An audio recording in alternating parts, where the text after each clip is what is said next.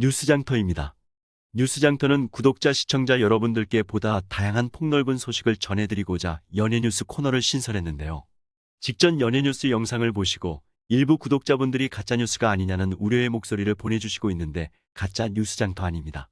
다양하면서도 재밌는 소식을 더 많이 전해드리고자 뉴스장터가 새로운 작가를 모시고 이 코너를 만들려고 합니다. 그동안 미스터트롯과 관련한 소식을 주로 전달해 왔는데요. 앞으로 연예계 소식은 물론 재미있고 유익한 정보를 폭넓게 취재, 정리해서 전해드리도록 하겠습니다. 많은 관심과 지원을 부탁드립니다. 오늘의 소식을 전해드려 볼까요? 본격적인 시상식 시즌이 돌아왔습니다. 올 한 해를 정리하면서 고생한 이들에게 상을 건네주는 건 권장할 만하고 축하할 일입니다. 특히 연예인 시상식은 TV에서 생중계돼 대중들이 지지하는 연예인이 수상하는지 큰 관심을 갖고 예의주시하며 지켜볼 정도로 화제성도 높죠. 오늘은 예능인을 대상으로 한 KBS, MBC, SBS 방송 3사의 연예대상에서 누가 대상 예영예를 차지할지 살펴보겠습니다.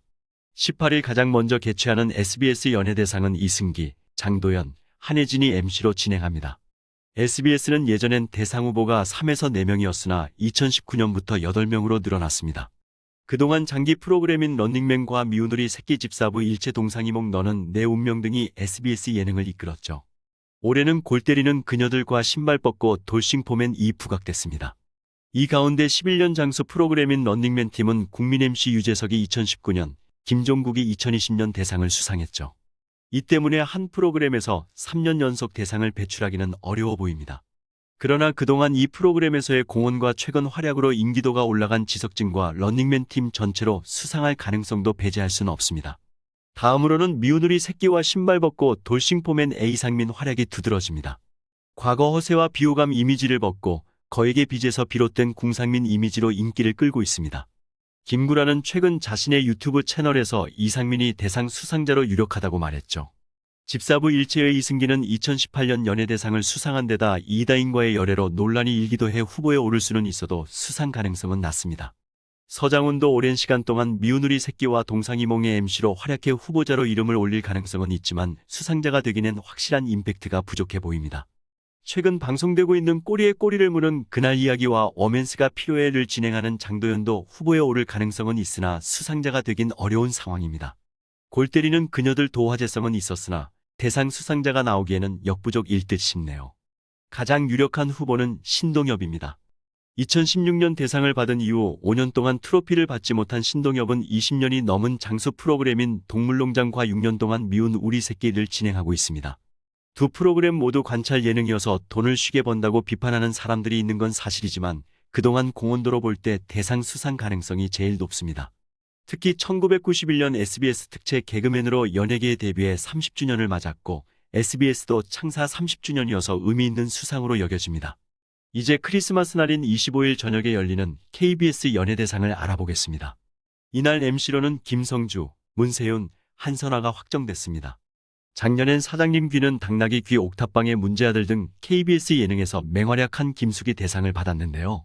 올해는 김구라의 말처럼 오리무중입니다. 장수 인기 프로그램인 1박 2일을 비롯해 걔는 훌륭하다 신상 출시 편스토랑 백종원 클라스 박원숙의 같이 삽시다 등이 KBS 예능을 이끌고 있죠.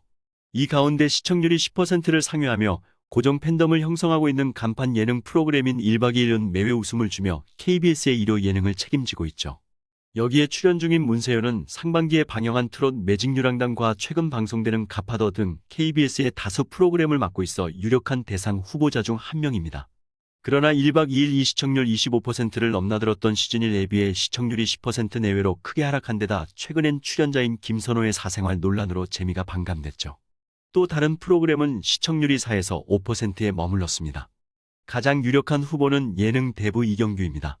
그는 2년이 넘도록 걔는 훌륭하다 와 신상 출시 편스토랑을 진행하고 있죠.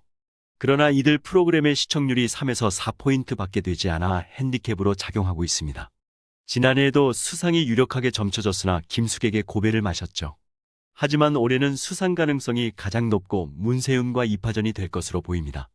다음으로는 10년이 다 되어가는 부르의 명곡 MC인 신동엽도 후보에 오를 가능성은 있으나 대상을 받기엔 힘들 것 같네요.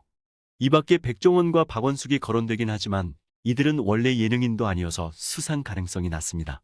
특히 백종원은 2019년부터 연예대상은 1년 내내 고생하신 연예인의 몫이라고 생각한다. 며 상을 고사하고 있습니다. 이 때문에 이들은 프로그램과 관련된 상이나 공로상 등에 머물 것으로 예상됩니다. 마지막으로 29일 밤 개최하는 MBC 방송연예대상에 대해 살펴보겠습니다. 이날 진행은 전현무, 김세정, 이상희가 하는데요. MBC 예능은 놀면 뭐하니 와 나 혼자 산다 전지적 참견 시점선을 넘는 녀석들 복면가왕 라디오스타 구해줘 홈즈 등 타사에 비해 예능 프로그램도 많고 후보자군도 확실한 편입니다. 가장 유력한 대상 후보자는 10여 년 동안 꾸준히 사랑받으며 국민 MC로 불리는 유재석입니다. 그는 무려 16개 대상 수상자로 신기록을 갖고 있을 만큼 어차피 대상은 유재석이란 수식어가 붙을 정도로 독보적입니다. 유재석이 대상을 수상하지 못하면 서운하고 불공정하다는 시청자들의 분노와 항의로 방송사가 시끄럽기도 하죠.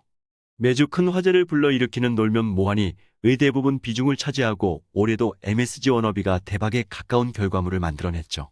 그의 유일한 핸디캡은 지난해 대상을 수상했다는 것이지만 국민 MC이자 유노님인 유재석이라면 2년 연속 수상한다고 해도 아무 문제가 없을 것입니다.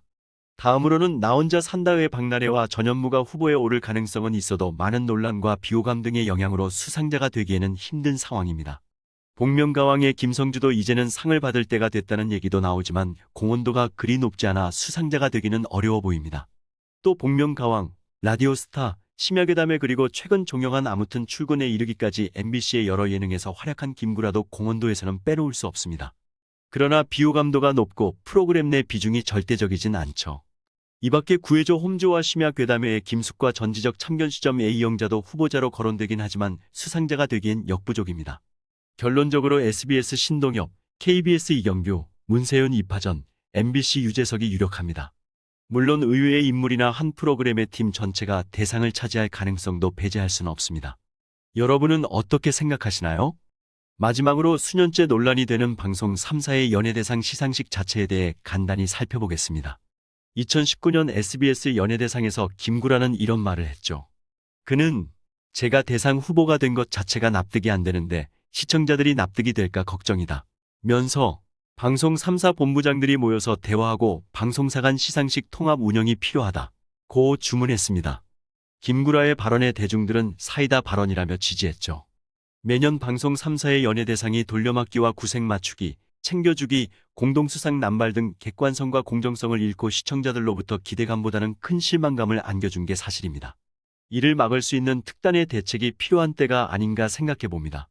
또 수상자 대부분은 시청자들이 전혀 모르는 지인들의 이름을 장시간 호명하거나 자신의 종교를 거론하기도 합니다. 하지만 이는 보는 시청자 입장에서는 똑같은 재방송으로 재미도 없고 지루하며 전파를 낭비하는 것과 같다고 생각합니다. 오늘 소식은 여기까지였습니다. 구독, 좋아요, 알림 설정 부탁합니다.